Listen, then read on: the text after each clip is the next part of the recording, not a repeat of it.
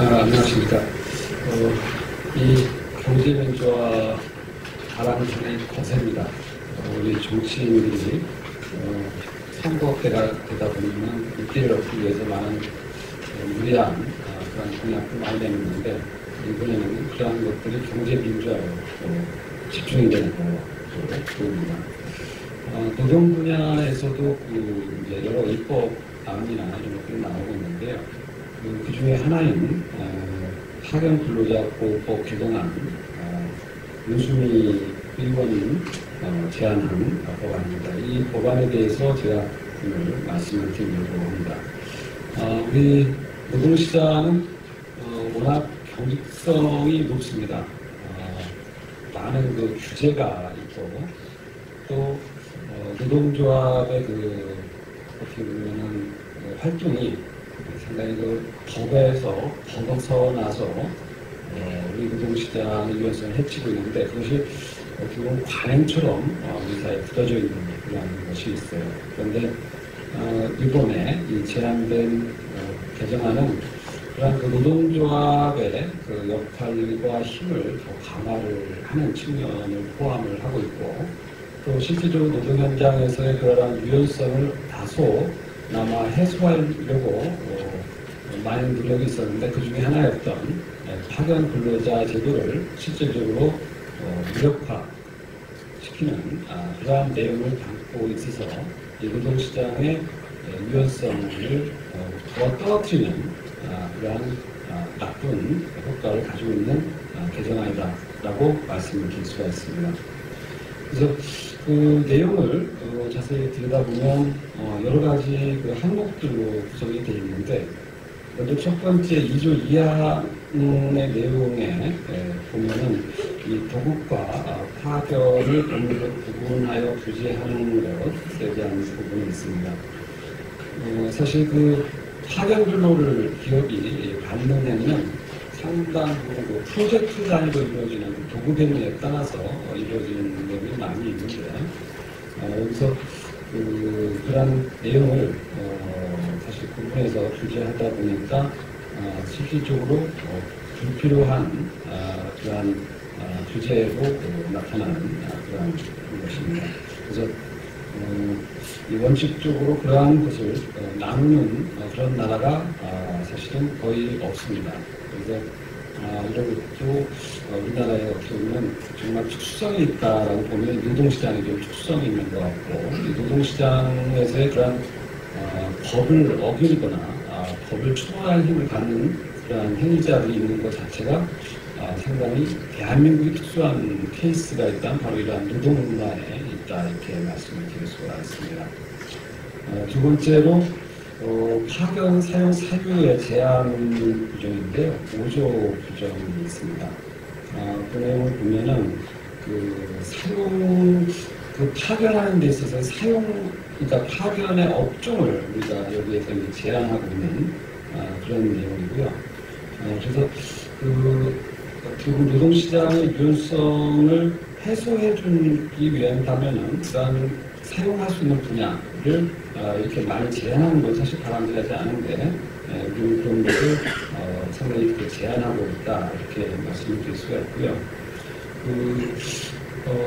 그러다 보니까 실제로 파견 근로자 수의 비중이 우리나라가 약 0.4% 정도에 불과합니다. 다른 나라가 한 2%대 정도가 되는데요. 비교적 이제 주요 국가로 보면 미국은 1.8%, 일본은 1.5%에서 비교적 좀 낮은 수준이고, 그다음에 이제 다른 독일이라든가 영국이라는 나라들이 좀 높은데, 독일이 2.0, 영국이 3.0, 일본이 5%로 파견 근로자 수의 비율이 좀 높은 편입니다. 그래서 우리나라가 노동시장의 경직성을 높이기 위한다면 다양한 제도에 있어서의 그런 유연성을 높여야겠지만, 이 파견 근로자에서의 그런 사용 범위, 업종 이런 제한도 확대를 해야겠다, 이렇게 말씀을 드릴 수가 있고요. 그리고 파견 사업을 이렇게 다시 더 억제하려는 그러한 제한 행위는 실질적으로 파견 이 제도 자체가 무력화될 수 있는 그런 위험한 개정 시도다 이렇게 말씀드리겠습니다.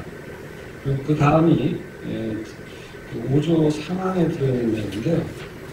제조업 생산 공정 업무의 절대 금지 업무 설정. 얘기는 뭐냐면 거의 그 제조업의 공정에서 이 절대 금지 업무 설정을 하겠다는 내용으로서 사실 이렇게 되면은 파견 업무가 상당히 부분이 제조업에서 일어나고 있는데 이 부분 자체가 거의 무력화될 수가 있는 것이죠. 그래서 그 항목에 있어서 그런 규제가 새로 추가되는 것들이 기업의 그 인력 운영을 실질적으로 더 어렵게 만드는 그런 어떻게 보면 규제 위에 또 거의 제도 자체를 무력화시키는 규제를 설정하고 있다 이렇게 볼 수가 있습니다.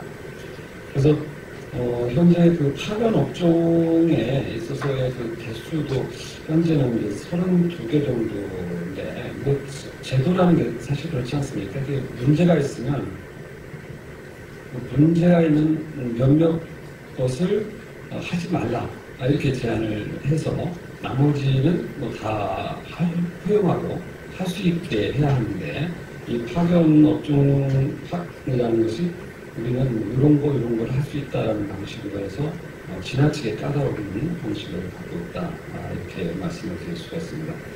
그리고 이제 그다음 불법 파견에 대한 고용 간주 이 부분이 6조 2항 2에 들어있는데요. 이거는 고용 간주라는 게 뭐냐면 불법 파견이 드러나게 되면 그 사람은 그냥 고용을 한 걸로 간주해 버리는 거죠. 그렇게 되면은 사실은 파견에 왔던 사람이 그 회사에 그대로 고용으로 돼야 되는데 이거는 사실은 그 계약의 자유를 심각하게 위배하죠. 사실은 그 사람을 파견으로 받는 것에 대한 프로젝트라든가 사업의 단위로 이렇게 계약을 하는 행위인데 그러한 불법 행위가 드러나는 거와 그다음에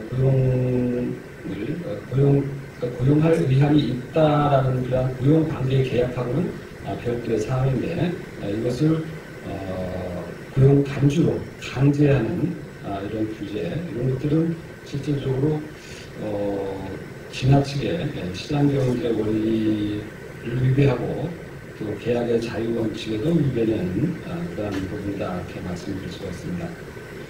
그리고 21조 2항에 들어있는 노동조합에게 그 차별 신청 권한을 부여하는 그러한 조항을 또 포함을 하고 있는데요. 이건 상당히 현장을 더 혼란스럽게 만들 가능성이 있는데 이건 뭐냐면 그 차별 신청권 신청하는 데 있어서 당사자인 노동자 대신에 노동조합도 대신 신청할 수 있다 뭐 이런 얘기입니다. 당사자가 아님에도 제3자가 신청할 수 있다는 것이죠. 그렇다고 해서 현행에 그러면 노동조합이 신청을 못하느냐 그건 아닙니다.